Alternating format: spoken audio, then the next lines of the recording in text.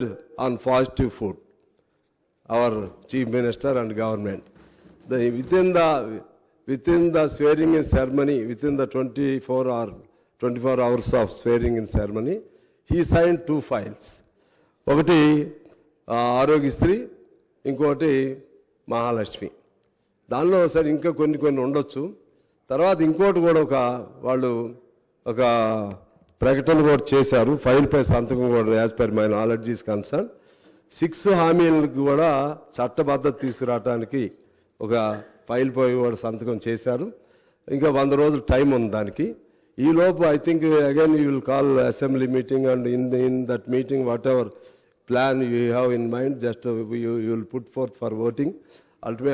I hope that within the coming 100 days ఆ 6 guarantees కూడా లీగలైజ్డ్గా చట్టబద్ధత వస్తుందని చెప్పి నేను భావిస్తున్నాను. ఆ విధంగా కూడా చేయాలని నేను కోరుతా ఉన్నాను.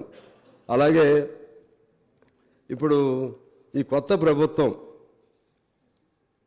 ఎక్కువ కాలం మంచిగా పనిచేయాలని నేను కోరుకుంటా ఉన్నాను. ఏ ప్రభుత్వాన్ని కోరుకుంటాం. టీఆర్ఎస్ ఉన్నప్పుడు టీఆర్ఎస్ని కూడా కోరుకున్నాం, ఇప్పుడు కాంగ్రెస్ ఉన్నప్పుడు కాంగ్రెస్ని కూడా కోరుకుంటాం. ప్రభుత్వం అనేది it is a continuous process, continuous governance. వాళ్ళు చేసిన మంచి పనులు ఉంటాయి, దాన్ని మీరు కొనసాగించాలి.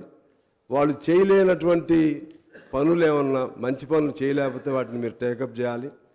వాళ్ళు చేసినటువంటి తప్పులు ఏమన్నాయో అది మీరు అర్థం చేసుకోవాలి.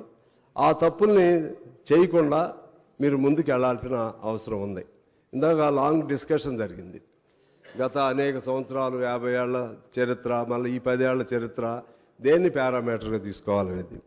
50 ఏళ్ల చరిత్ర ఏది చేయకుండా ఈ దశకి ఏది రాదు.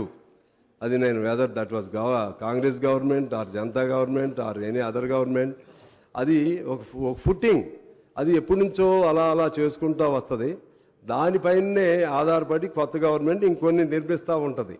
మొత్తం మేమే చేసామని చెప్పి 10 ఏళ్లలో టీఆర్ఎస్ వారు చెప్పినా, లేకపోతే కాంగ్రెస్ వాళ్ళు ఏం చేయలేదని చెప్పినా, లేకపోతే టీఆర్ఎస్ వాళ్ళు అసలు ఏం చేయలేదని కాంగ్రెస్ వారు చెప్పినా, ఇది అన్రీజనబుల్గా ఉంటుందని నేను భావిస్తూ, ఇప్పుడు చేయాల్సిందేంటి, వాళ్ళంతా బాగానే చేశారు. మరి 10 ఏళ్లకి నాకు తెలిసి ఏ ప్రభుత్వాన్ని మనం తీసుకుంటే ఏ ప్రభుత్వం కూడా అనేక సంవత్సరాలు ఏది కొనసాగలేదు. ఎంత మంచి ప్రభుత్వం అయినా మీరు తీసుకోండి.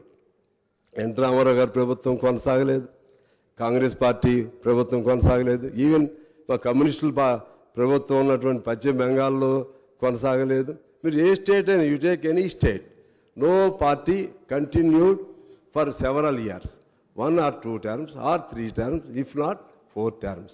ఎవరైనా సరే ఏదో సందర్భంలో ప్రజల దానిపైన యాంటీ ఇన్కంబెన్సీ వస్తుంది, లేకపోతే ప్రజల అంబిషన్స్ పూర్తి కాలేదనే భావంతో వస్తుంది, ఓడిస్తారు. కాబట్టి ఓడిపోవటం అనేది ప్రజాస్వామ్య ప్రక్రియలో అది కూడా దాన్ని స్పోర్టివ్గా మనం తీసుకోవాలి. ఓడిపోయాం కాబట్టి వీళ్ళు ఎంతకాలం ఉంటారో చూస్తాం, ఇది ఎంతకాలం ఉంటుందో చూస్తాం, మీరు సంవత్సరం కూడా ఉండలేరు. ఇటువంటి భాష ఎవరు వాడినా కూడా తప్పని నేను భావిస్తూ ఉన్నాను. ఎవరైనా ఒకరిద్దరు అత్యుత్సాహంతో మాట్లాడినా కూడా అది ఈ మధ్య పత్రికల్లో చూస్తున్నాం. అంటే ఏం చేస్తారు, ఒక సంవత్సరం కూడా ఉండదని అంటే అర్థం ఏంటి? అంటే కొనుగోలు మొదలు పెడతామా ఎమ్మెల్యేని? ఎవరినైనా మళ్ళా అటో ఇటో బేరసారాలు మొదలు పెడతామా?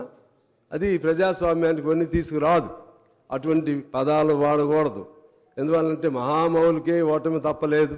చంద్రబాబు గారు ఓడిపోయారు, ఇప్పుడు మన కేసీఆర్ గారు ఓడిపోయారు. వీళ్ళు కూడా బాగా చేస్తూ ఉంటారు. లేకపోతే ప్రజలు ultimate judgements are the people. వాళ్ళు ఏ నిర్ణయం చేస్తారో దానికి మనం కట్టుబడి ఉండాలి. కానీ మన తెలంగాణ సంస్కృతిని, తెలంగాణలో ఉన్నటువంటి మన ప్రజలలో ఉన్నటువంటి నీతి నిజాయితీల్ని పక్కదారి పట్టించే విధంగా గత 10 ఏళ్లలో అనేక కొనుగోళ్లు, అమ్మకాలు విపరీత స్థాయిలో జరిగాయి. రాజకీయ నాయకులు, ఎమ్మెల్యేలని మనం చూస్తే ఎంతమందిని కొన్నారో, ఎంతమంది అమ్ముడుపోయారో. నిజంగా వాళ్ళకి చిత్తశుద్ధితో పలానా పార్టీ బాగా ఉంటుంది, మేము అందులో చేరుతున్నాం అన్నా కూడా యాంటీ డిఫెక్షన్ లా ఉంటుంది. ఆ యాంటీ డిఫెక్షన్ లాని కూడా దాన్ని కవర్ చేసుకుంటూ ఎంతమంది అమ్ముడుపోయారో మనం చూసాం. అమ్ముడుపోయినటువంటి ఒక్కళ్ళు కూడా ఈసారి తిరిగి అసెంబ్లీలోకి రాలేదు. అంటే ప్రజలు అమాయకంగా లేరు, ప్రజలు తేలిగ్గా లేరు. నిన్నగా మనం జరిగినటువంటి మా ఎన్నికల్లో చూసాం. నిన్నగా వ్యక్తులను కొనేస్తున్నారు, సర్పంచులను కొంటున్నారు, ఎంపీటీసీలను కొంటున్నారు. ఒకరు కొంటాం, దాన్ని మళ్ళీ ఇంకొద్ది డబ్బులు ఇచ్చి ఇంకోళ్ళు కొంటాం. ఈ కల్చర్ ఇది ఎక్కడి నుంచి వచ్చింది, ఎలా వచ్చింది? చివరికి భారతదేశంలో నాకు తెలిసి తెలంగాణలో ఉన్నటువంటి ఒకనాడు తెలంగాణ అంటే పౌరుషాల గడ్డ, ఇది పోరాటాల గడ్డ, తిరుగుబాటుకి బానిసత్వం లేకపోతే స్వేచ్ఛ లేనటువంటి తనానికి వ్యతిరేకంగా నిలబడ్డటువంటిది. దీనిలో అటువంటి కల్చర్ని ఎవరు కూడా డెవలప్ చేయకూడదు అనేది నేను కోరుతా ఉన్నాను. ఎందుకు